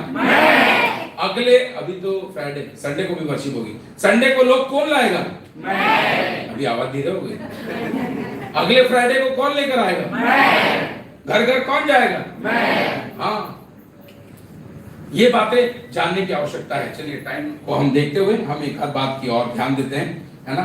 तो हमने बताया कि उत्तर देने के लिए सर्वदा तैयार रहिए। अगर पौलुस के आशीष को अपने जीवन में आप देखना चाहते हैं, आप उत्तर देने के लिए तैयार रहिए, आप प्रचार करने के लिए तैयार रहिए, आप भले काम करने के लिए तैयार रहिए, आप खर्च रहने के लिए तैयार रहिए, आप दुख सहने के लिए तैयार रहिए, आप सहायता करने के लिए सर्वदा तैयार रहिए। यहां पर आगे परमेश्वर का वचन कहता है, आमोस 4:12, book of Amos chapter 4 and verse 12। Yes, hallelujah. पौलुस की तैयारी यहां देख रहे हैं जो परमेश्वर हमारे जीवन में देखना चाहता है। Yes, Lord Jesus. इस कारण हे इज़राइल, एक मिनट, आमोस उसका 4:12। यस, आमोस 4:12। इस कारण हे इज़राइल, मैं तुझसे ऐसा ही करूंगा, और इसलिए कि मैं तुझ में यह काम करने पर हूँ। हे इज़राइल, अपने परमेश्वर के सामने आने के लिए तैयार हो जाओ। हालेलुया। इस कारण हे इज़राइल, मैं तुझसे ऐसा ही करूंगा, और इसलिए कि मैं तुझसे काम करने के लिए कहता हूं कि हे इज़राइल, अपने परमेश्वर के सामने आने के लिए तैयार हो जा। यहां परमेश्वर एक बात कहना चाहता है इस बात से पहले कि जब हम परमेश्वर के पास जाए उससे पहले हम भले कामों को करना चालू करें, जो इससे पहले हम पॉइंट सीख रहे थे। और भला काम करने से क्या फायदा है, ये मैं आपको एक छोटी सी स्टोरी में बताना चाहता हूं। एक व्यक्ति था, वो थोड़ा तकलीफ में था, परेशानी में था, और वो मांग कर अपना घर चलाता था। वो जाता था, मांगता था, अपना घर चलाता था, जाता था, मांगता था, अपना घर चलाता था। इसी रीति से उसका घर चल रहा था। अचानक एक दिन 2 संतों का वहां से निकलना हुआ। उन्होंने कहा, ये मांग कर घर चला रहा है, ये मांग कर घर चला रहा है, क्यों ना हमें से कुछ अच्छा दे देना चाहिए। तो अचानक उसे 100 असरफियां दे दी। कितनी? 100 असरफियां दे दी सोने की। वो मांगने वाले व्यक्ति ने देखा, वाह 100 असरफियां, बहुत धन्यवाद दिया। उसने अपने पास में रखी और सोचता हुआ चला गया, अब 100 असरफियां मिल गई हैं, अब मैं मेरा घर अच्छा बना लूंगा, अभी मैं अपने पास एक गाड़ी खरीद लूंगा, मेरे परिवार के लिए अच्छा हो जाएगा, मेरे बच्चों के एजुकेशन के लिए अच्छा हो जाएगा। वो सोच ही रहा था, कल्पनाएं घड़ ही रहा था कि बस मैं क्या क्या कर डालने वाला हूं। थोड़े दूर चलने पर उसे चोर मिल गया। चोर मिल गया, चाकू दिखाया, सब छीन लिया। वो बेचारा परेशान, अगले दिन सुबह से फिर वो मांगने के लिए खड़ा हो गया, फिर वापस से मांगने के लिए खड़ा हो गया। वो दोनों वापस से संत वहां आए, उन्होंने देखा भैया कल तुझे 100 रुपया दी, अब तो तेरा जीवन अच्छा हो जाना चाहिए, तो अभी भी मांगने के लिए खड़ा है, क्या तेरी आदत में मांगना है क्या? बोले नहीं, कल की घटना बताता हूं। जब मैं 100 रुपया लेकर चला, सामने मुझे चोर मिला, चोर ने मुझे चक्कू दिखाया, चक्कू दिखाकर मेरा पैसा ले लिया, मैं वापस से खा ली। चल कोई बात नहीं, इस बार हम 100 रुपयों से भी महंगी एक माणक तुझे देते हैं जो बहुत महंगी है, इससे तेरा जीवन सफल हो जाएगा, तू अच्छे से आशीषित जीवन जिएगा। क्या हुआ? वो माणक लिया, फिर मन में सोचने लगा इसको बेचूंगा, इसको बेचने के बाद वापस घर बनाऊंगा, ये करूंगा, अपने बच्चों के लिए कपड़े सिलवाऊंगा, अपने घर के लिए करूंगा, अच्छा खेती खरीदूंगा, बहुत अच्छा हो जाने वाला है, हमारा जीवन सुखमय रहेगा, भीख नहीं मांगनी पड़ेगी, बहुत अच्छा हम खाएंगे, बहुत अच्छा पहनेंगे और अच्छा जीवन जिएंगे। घर पहुंचा, देखा उसकी बीवी सो रही थी। उसने सोचा मेरी बीवी सो रही है, अब क्या करूं? तो एक पुराने मटके के अंदर, जिसको कभी कोई हाथ नहीं लगाता था, उस मटके के अंदर उस माणक को रख दिया। बोले मेरी बीवी जब सुबह उठेगी तब उसे बताऊंगा कि मुझे क्या मिला है। और वो सो गया, परंतु उसके सो के उठने से पहले बीवी उठ गई। उसने मटके को लिया, पानी भरने के लिए गई, नया मटका था, फूट गया। घर आई, ढूंढा काय में पानी भरूं, देखा पुराना मटका रखा है, उठाया, पानी भरने के लिए गई, और जैसे उसको उस पानी के नदी में डाला, वो माणक उसमें से निकल के पानी में बह गया। वो उठा, बड़ी खुशी उठा, जल्दी से गया, देखा मटके में हाथ डाला, पानी से भरा हुआ, माणक मिले नहीं रहा। अरे कहां गया? अपनी पत्नी से पूछा ये क्या, अभी तक तो कई सालों से इसको हाथ नहीं लगाया, आज ये पानी से कैसे भरा है? बोले पुराना था, जो नया था वो फूट गया, पुराने में भर के लाई पानी। उसको बताया इसके अंदर तो एक माणक रखा था, हमारा जीवन सुधरने वाला था। बोले मुझे क्या मालूम, रात में बताते थे तो मैं इसका ध्यान रखती थी, अभी तो वो पानी में बह गया होगा। वापस से अगले दिन सुबह खड़ा है वो भीख मांगने के लिए, फिर भीख मांगने के लिए खड़ा है। वापस से वो दोनों संत वहां पहुंचे, उन्होंने कहा अरे वो झल्ला गए, अरे ये क्या है, 100 तुमको दमड़िया दी थी, उसके बाद भी तुम्हारा जीवन ऐसा, फिर तुमको ये एक बड़ा माणिक दे दिया, उसके बाद भी तुम्हारा जीवन ऐसा, क्या हो रहा है? फिर उसने फिर घटना सुनाई। बोले सुन तो लो महाराज, ऐसे पानी में बह गया, तब उठाकर उसको सिर्फ चांदी के 2 सिक्के दिए। कितने सिक्के? 2 सिक्के। बोले तू ज्यादा मत ले भाई, तू 2 ही ले और तू चुपचाप से जा यहां से। अब 2 चांदी के सिक्के लेने के बाद उसने देखा, बोले इसमें मेरा तो कुछ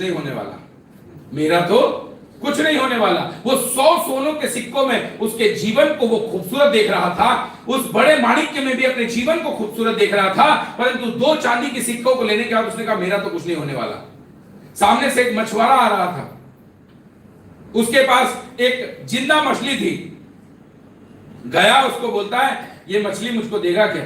अरे बोले तू ब्राह्मण आदमी, तू मछली का क्या करेगा?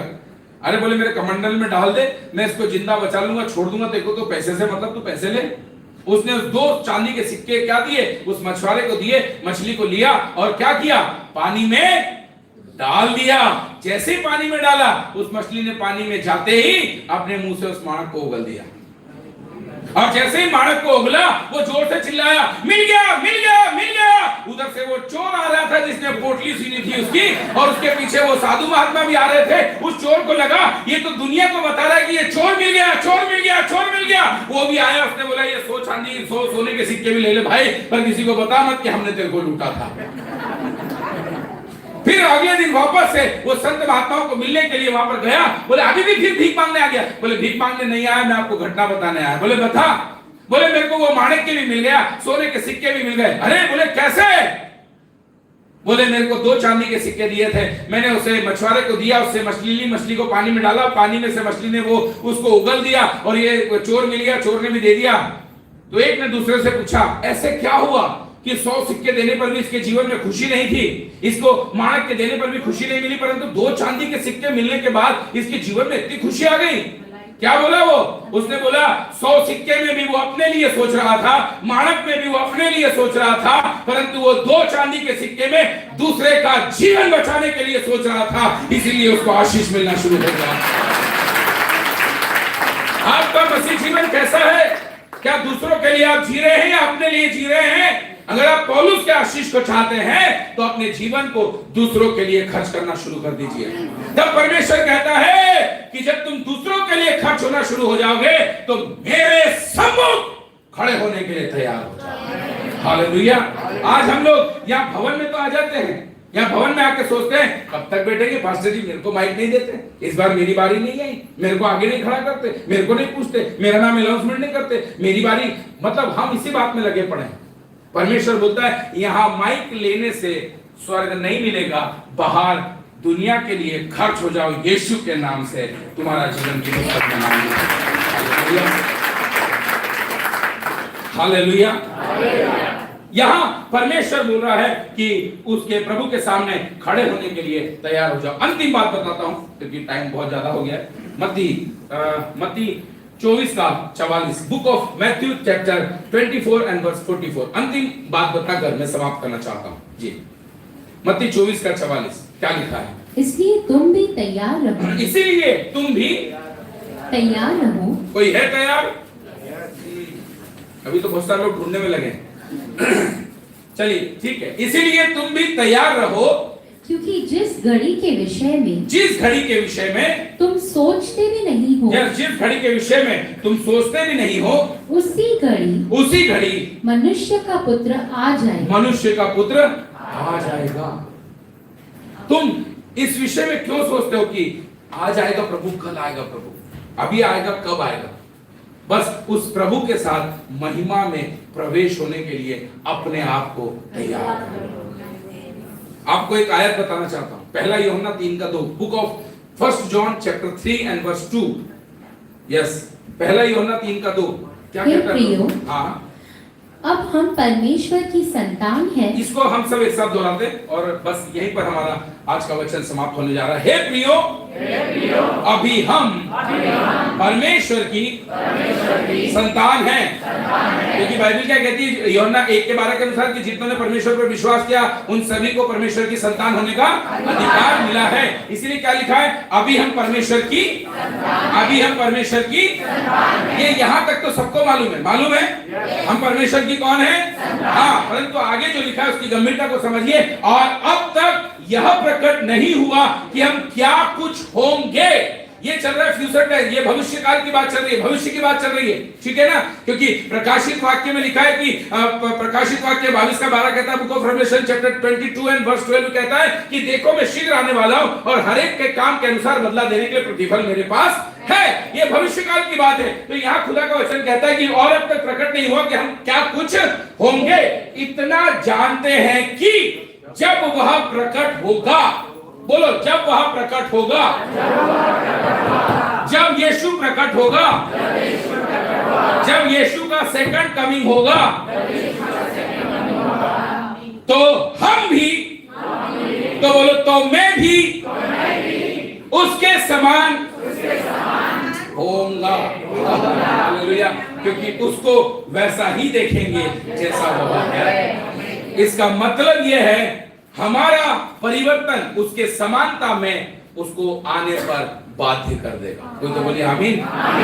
उसके आने पर हम बदलेंगे नहीं, हम बदल जाएंगे तब वो आएगा। हालेलुया। यस, इस बात को बहुत ध्यान दें। इसीलिए परमेश्वर आज के वचन में पौलुस को, हर एक व्यक्ति के अंदर पौलुस के जीवन को देखना चाहता है। फॉलोवर किसका बनना है हमको? जीसस का। किसका फॉलोवर बनना है? पौलुस का नहीं बनना है। माफ करना, मैं फिर से कहता हूं, कपिल शर्मा का नहीं बनना है। इस धरती पर किसी मनुष्य का नहीं बनना है। पौलुस का नहीं बनना है। फॉलोवर किसका बनना है? जीसस का। बोलो किसका? हम किसके डिसाइपल हैं? शिष्य किसके हैं? यस, यीशु मसीह के। हम किसको फॉलो करते हैं? किसकी शिक्षाओं पर चलते हैं?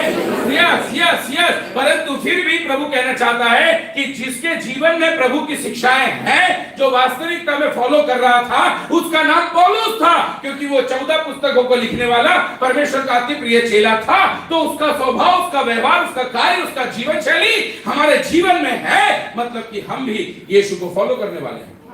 आमीन। इसलिए प्रभु कहता है कि इस रीति से अपने जीवन में कार्य करने की आवश्यकता है। यहां पर प्रभु कहता है कि हम उसकी संतान हैं, परंतु अभी और बदलने की जरूरत है। और बदलने की जरूरत है। एक मां से पूछो जिसके पास कोई बच्चा है, एक मां से पूछो जिसके पास बच्चा है, वो सपूत है कपूत है, सिर्फ एक मां या बाप ही बता पाएगा, बाहर का नहीं बता पाएगा। कोई तो बोलो हाँ।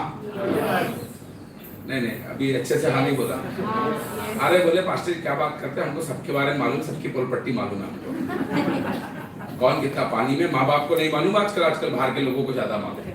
ऐसा बोलो बोलो। मैं ये बताना चाहता हूं, हर एक माँ बाप अपने बच्चों के बारे में जानता है, परंतु नजरअंदाज करता है कि सुधर जाएगा। कोई तो बोलिए सुधर जाएगा। यही इस अनुग्रह के काल में मेरा परमेश्वर पिता जो स्वर्ग में बैठा है वो नजरअंदाज कर रहा है, परंतु एक दिन आएगा जब वो न्याय के सिंहासन पर बैठा होगा और उस समय हमारे पास मौका और अवसर नहीं होगा। तो क्यों ना आज हम अपने आचरण में पौलुस के आचरण को मिला लें, क्यों ना आज हम यीशु मसीह के पूरी रीति से फॉलो करने वाले बन जाएं, क्यों ना हम दूसरों की भलाई करने वाले, क्यों ना हम अपने बुलाहट की आशा को पहचान कर दुनिया के सामने उस परमेश्वर की उस इच्छा को प्रकट करें जो प्रभु की है। क्यों ना हम सुसमाचार सुनाने में, क्यों ना हम वचन सुनाने में भरसक तैयार रहें, क्यों ना हम प्रभु की महिमा करने में लगे रहें। हम थोड़ा सा बाहर निकलें, थोड़ी सी मेंटेलिटी को बाहर करें। केवल चंगाई देने वाला यीशु मसीह नहीं है, केवल चंगाई देने वाला यीशु मसीह नहीं, पर चंगाई देने वाला यीशु मसीह है। फिर से बोलूं, चंगाई देने वाला यीशु मसीह है, परंतु केवल चंगाई देने वाला यीशु मसीह नहीं है। मैं जब पास्टर दिनेश चावला के चर्च में यहाँ हूँ कि नहीं, बोलते ना हाँ, तो यहाँ हूँ मतलब चाय है, नहीं समझे? मतलब पास्टर साहब चाय पिलाते ही हैं। इसका मतलब ये नहीं है कि वो चाय पिलाते हैं इसलिए मैं यहाँ हूँ। आप समझ रहे मेरी बात को? वो चाय सबको पिलाते होंगे, परंतु मैं कब पीऊंगा? जब मैं यहाँ रहूंगा। आप समझ रहे मेरी बात को? यही प्रभु समझाना चाह रहा है। प्रभु सबके लिए है, परंतु विशेष करके आपके लिए तब है जब आप प्रभु के लिए हैं। आपके अंदर प्रभु का स्वभाव है।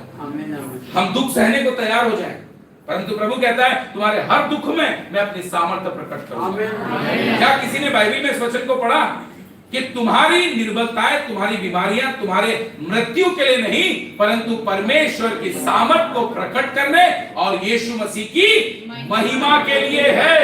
कोई तो बोलिए आमीन। तो जब जब आप बीमार पड़े तो खुश हो जाओ, उछलो कूदो, घर में बहुत नाचो। कोई बोले क्या हो गया भाई? बोला मैं इसीलिए बीमार हूं क्योंकि मेरे परमेश्वर की सामर्थ प्रकट करने वाला है। ये परमेश्वर को महिमा देने का कार्य है, ये परमेश्वर की महिमा का कार्य है। जब आपके ऊपर कोई तकलीफ है तब ज्यादा आनंदित हो। जो जलते हैं उनको और जलाओ। हम तो दिए के नहीं जलते जो उजाला करता है ना? नहीं समझे? जो जलते हैं उनको और जलाओ, परंतु हम तो दिए के नहीं जलते हैं जो उजाला देता है। यहाँ परमेश्वर बोलता है कि हम उसके लिए खर्च होना शुरू हो जाए। परमेश्वर का वचन कहता है कि हम उसके लिए दुख उठाना शुरू कर दें। परमेश्वर का वचन कहता है हम सुसमाचार सुनाने के लिए तैयार रहें। परमेश्वर का वचन कहता है उन लोगों तक जो किसी भी दशा में है भरसक प्रयास करें ताकि प्रभु को हम उन तक पहुंचाने वाले हो सके। ये पौलुस के जीवन की वे बातें हैं। यहाँ पर फिर प्रभु कहता है कि उसके सामने खड़े होना और उसके साथ महिमा में प्रवेश करना, ये वो अंतिम प्रक्रिया है जो पौलुस के जीवन से हुई और पौलुस में वो प्रभु मेरे और आपके जीवन से देखना चाहता है। अंतिम बात, जैसा पौलुस का चरित्र आपके जीवन में होता है तो आप भी मिरास के महिमा के धन को प्राप्त करके क्या करते हो? महिमा में पवित्र लोगों में शामिल हो जाते हो। कोई तो बोलिए आमीन। आइए ये समय है, हम आपके लिए प्रार्थना करना चाहोगे। सब अपनी आंखों को बंद करेंगे। शालोम, सब अपनी आंखों को बंद करेंगे। Yes, hallelujah. हम आपके लिए प्रार्थना करना चाहते हैं। हालेलुया। धन्यवाद हो परमेश्वर, धन्यवाद हो प्रभु। हालेलुया।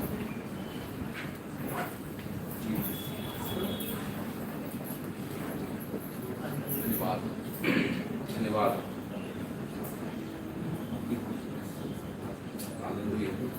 सब आंखें बंद करके प्रार्थना कर रहे हैं। हालेलुया। धन्यवाद परमेश्वर, धन्यवाद, धन्यवाद, धन्यवाद, धन्यवाद। हालेलुया, धन्यवाद प्रभु। यस, हालेलुया, हालेलुया, धन्यवाद। मैं जहाँ हूँ तेरी योजना है, मैं जैसा हूँ तेरी रचना हूँ, मेरा जीवन तेरे हाथों में। तेरे हाथों में। मैं जहाँ हूँ तेरी योजना है, मैं जैसा हूँ तेरी रचना। मेरा जीवन तेरे हाथों में, तेरे हाथों में।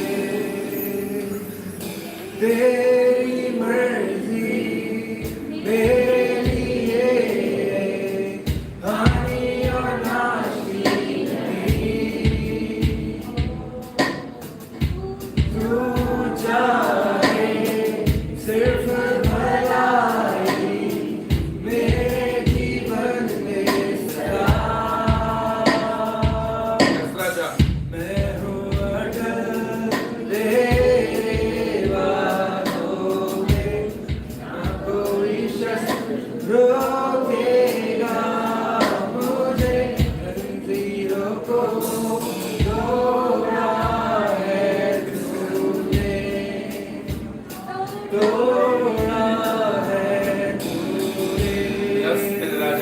तोड़ दिया तूने मेरी मर्जी मेरे लिए हानि और नाश की नहीं। तू चाहे सिर्फ भलाई मेरे जीवन में सदा। सिर्फ भलाई है तेरी मर्जी, ये तेरी मर्जी मेरी भलाई है तेरी मर्जी। तू मेरा खुदा, तू मेरा खुदा, पिता भी तू मेरा। बाहों में तेरे मैं रहूं सदा। तू मेरा खुदा, पिता भी तू मेरा। बाहों में तेरे मैं रहूं सदा। बाहों में तेरे मैं रहूं सदा। बाहों में तेरे, बाहों में तेरे। तेरी मर्जी मेरे लिए हानि और नाश की नहीं। तू चाहे तेरी महिमा हो प्रभु। सिर्फ भलाई यस राजा, तेरी महिमा हो। मेरी हालेलुया। अपना समर्पण कीजिए उस प्रभु के आगे, समर्पण कीजिए, समर्पण कीजिए, समर्पण कीजिए उस प्रभु के आगे अपना समर्पण कीजिए। प्रभु के सामने बोलिए, प्रभु राजा आज हमें मालूम पड़ा तेरे बुलाहट की आशा क्या है। प्रभु आज के दिन में तुझे मालूम पड़ा परमेश्वर पिता तेरी इच्छा मेरे लिए क्या है। परमेश्वर पिता आज के दिन में मुझे मालूम पड़ा कि कैसा व्यवहार के मेरे जीवन का चाहता है। तू चाहता कैसा है कि प्रभु मैं जीऊं। तू चाहता है प्रभु कि मैं कैसे अपने कार्यों को करूं। प्रभु तू चाहता है वैसा मैं चलने वाला हो सकूं मेरे परमेश्वर पिता। एक एक के जीवन में, एक एक के जीवन में परमेश्वर पिता तेरा कार्य होने वाला हो सके। एक एक के जीवन में परमेश्वर तेरी इच्छा पूरी होने वाली हो सके। इन सब की आत्मिक आंखें खुलने वाली हो सके। इन सब की आत्मिक आंखों का खुलना परमेश्वर पिता इनके जीवन में तेरी बड़ी महिमा को प्रकट करने वाला हो। यस परमेश्वर पिता, ये वास्तविकता में अपनी बुलाहट की आशा को पहचान कर विलास की महिमा में ओ प्रभु राजा प्रवेश करके पवित्र लोगों में शामिल होने वाले बन जाए। हालेलुया। और प्रभु बहुतों को इस रीति से ओ प्रभु राजा उस पवित्र लोगों में शामिल करने वाले बन जाए। पिता भी तू मेरा, बाहों में तेरे यस मैं रहूं सदा। ओ हालेलुया। बाहों में तेरे मैं यस मेरे प्रभु, हालेलुया। प्रभु राजा, मैं एक एक को आपके हाथ में सौंपता हूँ मेरे प्रभु, एक एक को प्रभु आपके हाथ में सौंपता हूँ मेरे परमेश्वर पिता, हालेलुया। मैं परमेश्वर आपसे प्रार्थना करता हूँ मेरे खुदा, यहाँ पर प्रभु राजा जो लोग यहाँ पर आज आए हैं परमेश्वर पिता, इनमें से कोई भी अछूता नशा में पाए परमेश्वर पिता, एक एक से बात करना मेरे खुदा, हालेलुया। एक एक से बात करना मेरे परमेश्वर पिता, हालेलुया। मेरे खुदा, मैं प्रार्थना करता हूँ उन परिवारों के लिए जिन परिवारों में झगड़े हैं, अलगाव की आत्मा है, जो टूट रहे हैं, यीशु के नाम से वो अलगाव की आत्मा दूर होने पाए, वो टूटे हुए परिवार जुड़ने पाए, वो एक होने के लिए मैं यीशु के नाम से मैं घोषणा करता हूँ, हालेलुया। वो पेट में गठाने, वो घुटनों का दर्द, वो आंख में से पानी का निकलना, वो सिर में माइग्रेन, सिर का दर्द, एक तरफ के सिर का दुखना, मैं यीशु के नाम से सारी बीमारियों पर यीशु के नाम से चंगाई की घोषणा करता हूं, हालेलुया। वो फाइनेंशियल प्रॉब्लम, ओ राजा, हालेलुया। ओ प्रभु राजा, जो आर्थिक परेशान है, प्रभु उनके जीवन में एक बड़ी आशीष को दे।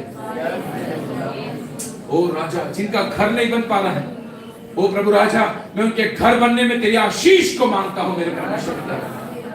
प्रभु, जिनके गर्भ में आशीष का फल नहीं है, मैं उन प्यारी बहनों के गर्भ में से बंधन को तोड़कर यीशु के नाम के आशीष के बीज को उन गर्भों में बोल देता हूं यीशु के नाम से, हालेलुया।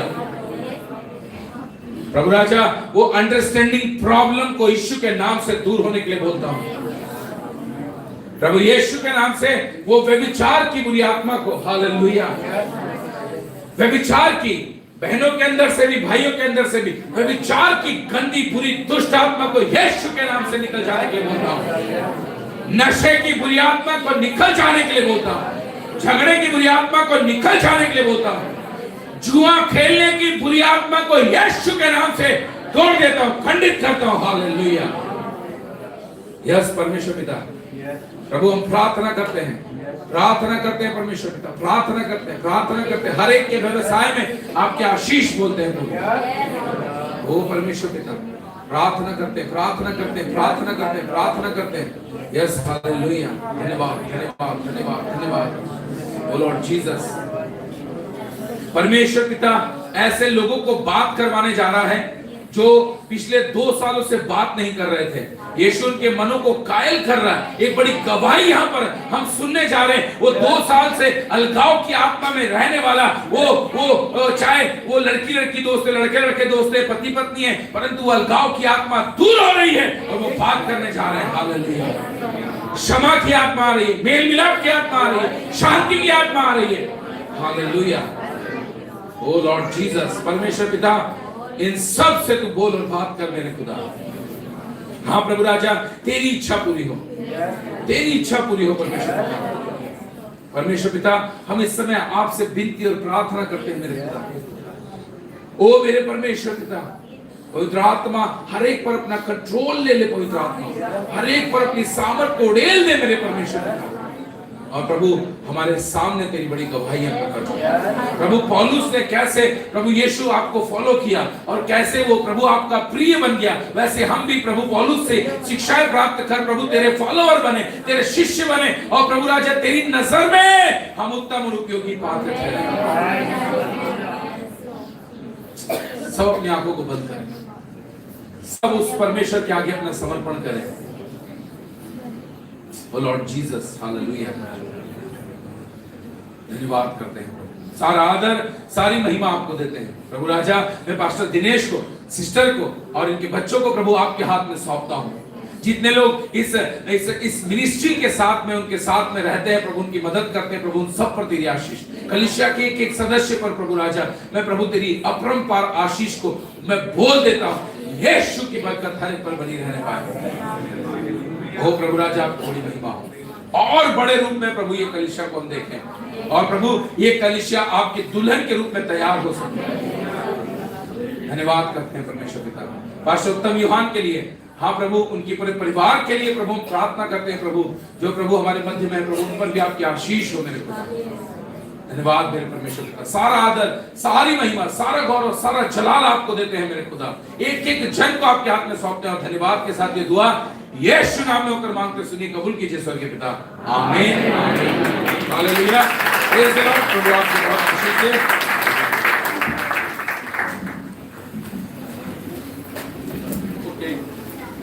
आइए हम अपने स्थानों पे खड़े हो जाएं। भाई शानो आखिरी का गीत गाएंगे, इसके दौरान हम परमेश्वर के राज्य में बोएंगे। मैं पास्टर उत्तम योहान जी को आगे बुलाना चाहूँगा कि आखिरी की प्रार्थना वे करें। आइए, आज का वचन आपके लिए ब्लेसिंग, हम सबके लिए ब्लेसिंग है। और परमेश्वर की इच्छा हम पर प्रकट हुई कि परमेश्वर हमें किस रीति से देखना चाहता है। आमीन।